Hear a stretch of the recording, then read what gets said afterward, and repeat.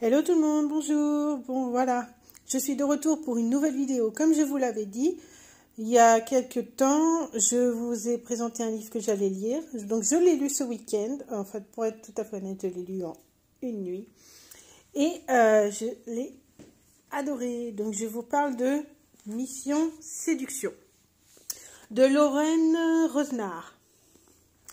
Alors, ce livre, comme je l'ai dit dans la vidéo de présentation du livre que j'allais faire, c'est l'histoire d'un jeune homme qui s'appelle Roméo, qui a 20 ans et qui est agent de séduction. Il a plusieurs missions à son actif qu'il a réussi avec succès. Donc le but de Roméo, dans ses missions, c'est d'aider des jeunes filles en souffrance. Certaines ont eu des accidents, certaines ont eu des blessures dans la vie. Et Roméo Attendez, j'enlève le chat. Ah, tu me griffes là. Roméo, en fait, les aide à redevenir humaines, plus ou moins humaines, enfin. Humaines dans le sens où elles revivent, quoi. Et pas elles sont déjà mortes ou machin. Bref. Donc, il a pour arme sa répartie, son sourire et son sens des relationnels, qui est très, très, très, très bien développé dans ce livre. Et il a pour règle de ne jamais faire souffrir et de ne pas tomber amoureux de sa cible. Jusqu'à là, tout va bien. Mais Roméo a une nouvelle mission. Et cette mission, elle s'appelle Héloïse. Héloïse est froide, distante. Elle est particulière. Elle repousse tout le monde. Elle a pas envie de parler. Il lui est arrivé des trucs. On ne sait pas trop ce qui se passe. Dans le début de l'histoire, on apprend que Héloïse a vécu un truc l'année dernière, mais on ne sait pas trop quoi. Et en fait, on suit les aventures dans le livre de Héloïse et de Roméo qui sont écrits par chapitre, en fait. Donc, on a le chapitre Héloïse et le chapitre Roméo qui sont vraiment bien faits. On voit vraiment deux personnages bien distants. On a on a des fois les mêmes actions, mais avec les deux vues des deux personnages principaux. Si vous avez la réponse à ma question de principal ou principaux, je ne sais pas trop. Je crois que c'est principaux, mais mettez la réponse, parce que moi et la langue française, on est 75 000. N'oubliez pas, pendant que j'y pense, hein, les petits pouces bleus, les abonnements. Merci beaucoup. J'ai vu qu'il y avait beaucoup de monde qui m'avait regardé et je suis très très très flattée. Je vous retrouve samedi soir ou vendredi dans la nuit pour vous faire un débrief de Koh-Lanta. Mais c'était la petite info. Donc on retourne sur Mission Séduction. Donc Roméo rentre en contact avec Héloïse un peu à cause de sa maman, parce que sa maman voit que Héloïse souffre. Elle voit qu'elle s'écarte, elle voit que elle ne lui parle pas, elle ne comprend pas son attitude, où elle était d'une fille enjouée, joyeuse, toujours avec entrain dans la vie comme elle mord tout à plein dedans. Et puis, en quelques semaines, elle a dégringolé, les notes sont en chute libre, elle est vraiment mauvaise comme la gale, et enfin, elle ne se parle plus et tout. Donc, sa maman, en fait, a eu connaissance des activités de Roméo, et donc, elle appelle Roméo un peu à la rescousse, et lui propose d'avoir la mission de rendre Héloïse heureuse. Jusqu'à là, tout va bien. Au fur et à mesure de l'histoire, on suit Roméo qui tente vainement de capter en fait capter un peu le regard d'Héloïse. Au bout d'un moment, il finit par la voir et arriver à rentrer un peu dans son monde. Il découvre le secret d'Héloïse qui est quand même très très lourd, très très intense et qui je crois, même moi, j'ai pleuré à certains moments, j'ai vraiment eu mal au cœur pour elle, quoi. Parce que c'était vraiment cruel. J'ai trouvé l'histoire très intéressante et j'ai adoré la fin parce que je ne pensais pas qu'elle allait finir, que ça allait se finir comme ça. Enfin, je pensais que ça allait se finir autrement, mais pas comme ça. Et il y a eu vraiment beaucoup de rebondissements dans ce livre. C'était très, très, très, très intéressant. Donc, je ne spoile rien. Tout ce que je vous dis, vous le voyez dans le premier ou deuxième chapitre, hein. Il n'y a rien de spoilé. Donc, Roméo rentre en contact avec Héloïse. Elle finit par se faire un peu avoir à son propre jeu. Excusez-moi, je remarque que j'ai une trace. Bon, c'est pas grave. Et donc, du coup, elle laisse un peu rentrer. Et au fur et à mesure où ils se rencontrent, où ils parlent ensemble, elle laisse tomber ses barrières. Elle lui avoue le secret qu'elle garde depuis longtemps. Quel secret? Mon Dieu, mon Dieu, mon Dieu. J'ai eu mal pour elle. Et tout au long de l'histoire, on voit Roméo essayer d'aider Héloïse dans son secret. J'ai trouvé qu'il y avait une base parce qu'on est beaucoup sur les bases internet et tout ça dans le livre, et j'ai trouvé que c'était très habilement utilisé, et ça met une vraie comment dire, excusez-moi, ça met une vraie la vérité sous les yeux, comme quoi des fois les réseaux sociaux sont pas toujours bons, et ça c'est intéressant. Donc j'ai trouvé vraiment que c'était très très très intéressant et très habilement écrit. Pour ce qui est de la mission en elle-même, une fois qu'il a percé le secret, Roméo rame un peu, quoi. Alors, il y a certains passages où c'est un tout petit peu long. Voilà, ça tire un petit peu en longueur, mais c'est vraiment... Voilà, on a un petit peu de répétition, de choses un peu... Voilà. Mais on voit bien l'histoire qu'il y a entre eux, on voit bien ce qui se passe, comment ça se passe, l'aide qu'il peut lui fournir. Je cautionne pas non plus parce que dans la mission, dans les trucs un peu mission, voilà, il doit mentir sur son âge. Je cautionne pas le mensonge, hein. Quel qu'il soit, je ne cautionne aucunement le mensonge. Je n'aime pas ça. Et là, je trouvais que, voilà, elle pardonnait un peu trop facilement le mensonge au niveau de son âge. L'écrivain a déjà une très belle plume. Elle écrit très très facilement. C'est très vite compréhensible. Quand je suis partie dans le livre, en fait, j'ai pas voulu le lâcher. C'est vraiment quelque chose que j'ai adoré. Excusez-moi.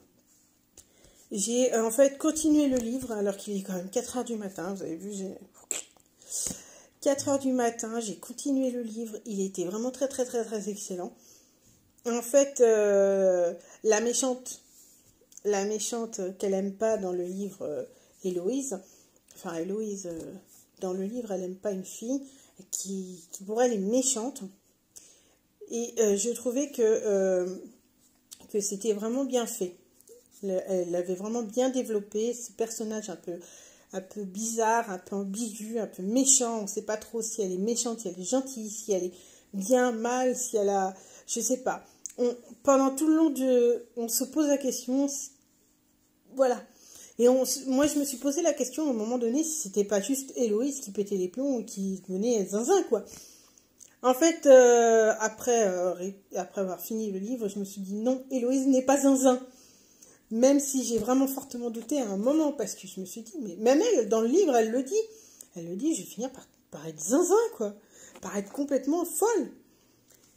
Et puis, j'ai trouvé aussi que c'était vraiment pas mal, parce que Roméo était aidé de sa sœur, qui s'appelle, je sais plus comment, j'avoue que j'ai un gros bug sur le nom de sa sœur. Je sais plus. Qui est aidée de sa sœur, qui elle aussi est un peu plus âgée. Alors, il faut savoir aussi que dans l'histoire, on a aussi l'histoire personnelle de Roméo qui se déclenche, en fait, un peu bizarrement, parce qu'on a l'impression, en fait, que il attendait Héloïse pour pouvoir vider son sac, en fait. Enfin, moi, c'est l'impression que j'ai eue. Après, c'est juste une impression, c'est mon avis personnel. Mais... je suis désolée, je viens de finir de manger, il est un petit peu presque 14 h et j'ai mangé des nouilles très salées. La nourriture asiatique est très bon, mais très très salée. Et là, c'était extrêmement salé. Donc,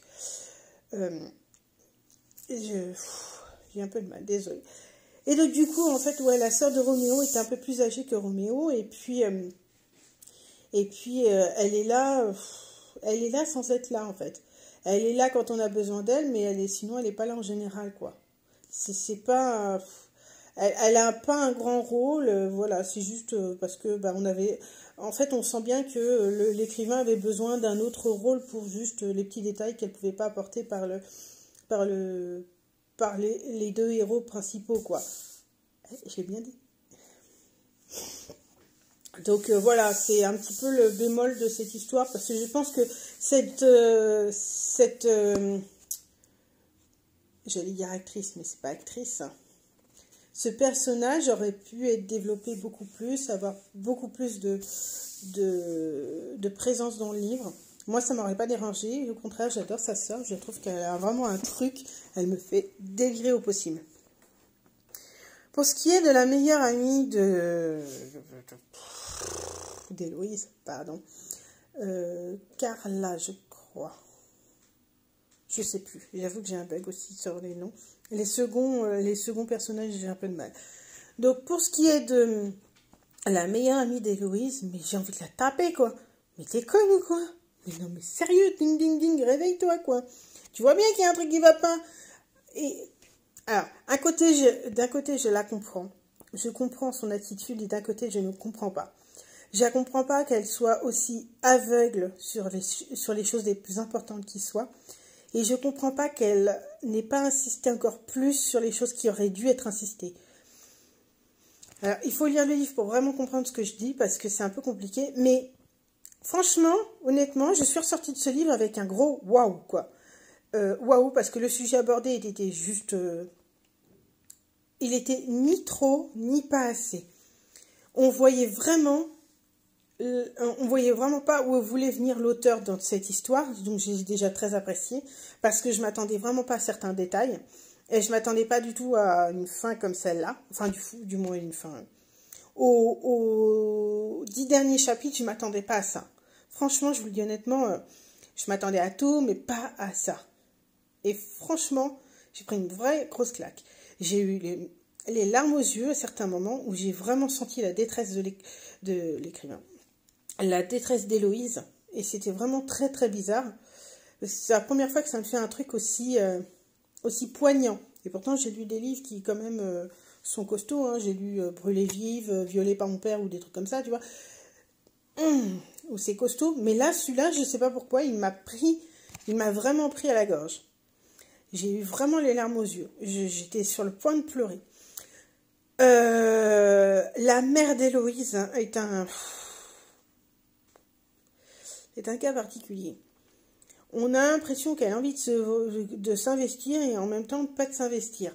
C'est vraiment particulier. J'ai un peu de mal à comprendre le concept de la mère d'Héloïse.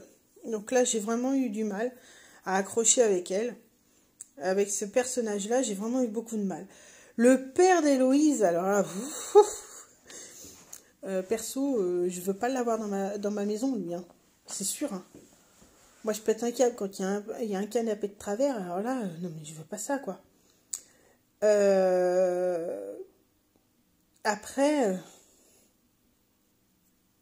je vous en dis pas plus. Mais je pense que c'est un personnage qui aurait mérité aussi quelques lignes supplémentaires ou quelques pages supplémentaires, parce que je pense qu'il a vraiment eu des choses qui auraient pu être développées plus.